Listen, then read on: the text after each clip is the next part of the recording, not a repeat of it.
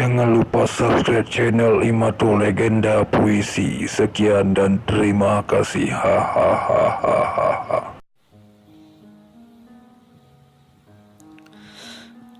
Engkaukah itu yang berdendang sendu dengan seuntai senandung rindu di antara rintihan sang kalbu yang terus tenggelam dalam kubangan pilu, terinjak-injak derap langkah sang waktu.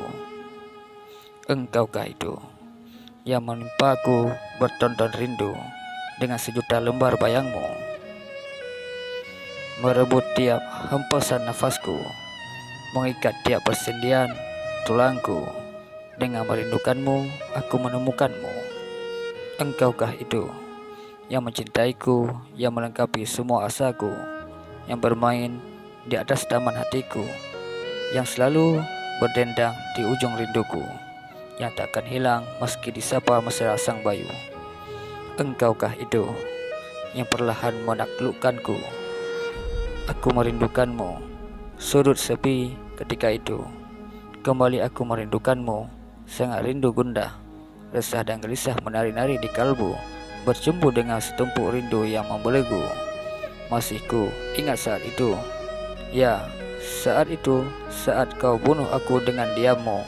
Namun, masih saja aku merindukanmu, sangat rindu. Kubangan hening di kala itu, bayangmu hadir di bibir ilusiku. Hadirkan sebersit senyum terindah milikmu. Senyum yang semakin memberatkan rinduku. Haruskah ku buang bayangmu itu? Haruskah aku? Aku tidak.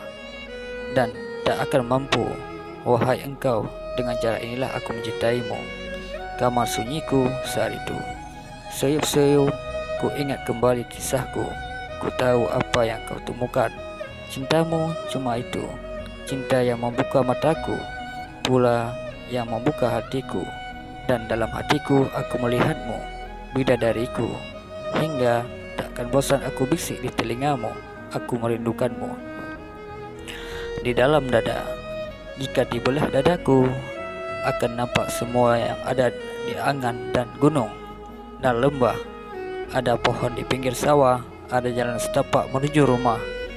Ada kerinduan di sana. Tapi ada juga kota lama dengan gendung teruntuh dan langit terbakar menyala merah. Ada juga hutan rimba, tempat nyawa tersesat, terbayang di dalam lengking rusa yang lari dengan kaki terluka.